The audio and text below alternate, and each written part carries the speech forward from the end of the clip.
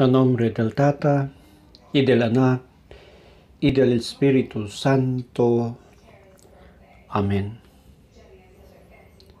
Señor, abrí el diamong labio, y na diamong mga boca, ay anunsya kami al Dios te alabanza. Maga, hermano y hermana, ahora huí reflecta kita na diaton vida el palabra del Dios na Evangelio del diaton Señor Jesucristo. Lectura de Evangelio según con San Lucas. Gloria con usted, Señor.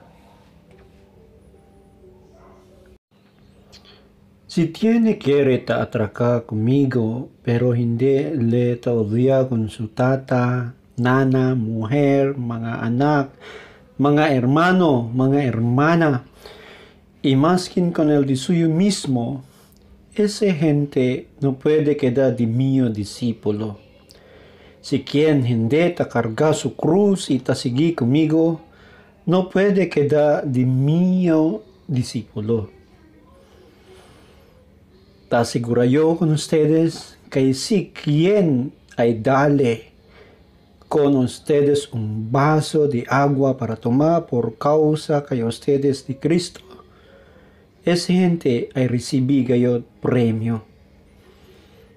Este amó el Evangelio del diaton Señor Jesucristo. Te alaba kami con usted, Señor Jesucristo. En este momento, dale kita 30 segundos de silencio para reflectar kita na diaton vida el palabra del Dios na Evangelio del diaton Señor Jesucristo. Ya uwi kita.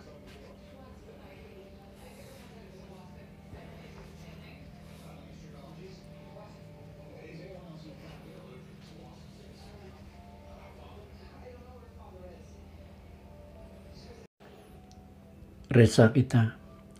Señor, y enseña usted kanamon na este Evangelio con pakimodo kami queda un discípulo de usted. Ese amor, Él somete todo diamond intención, vida y corazón. Solo con usted. Ayuda kanamon queda fiel na Dios de mandamiento. Tapidícame este por medio de Jesucristo, diaton Señor. Amén. En nombre del Tata, y del Anak, y del Espíritu Santo. Amén.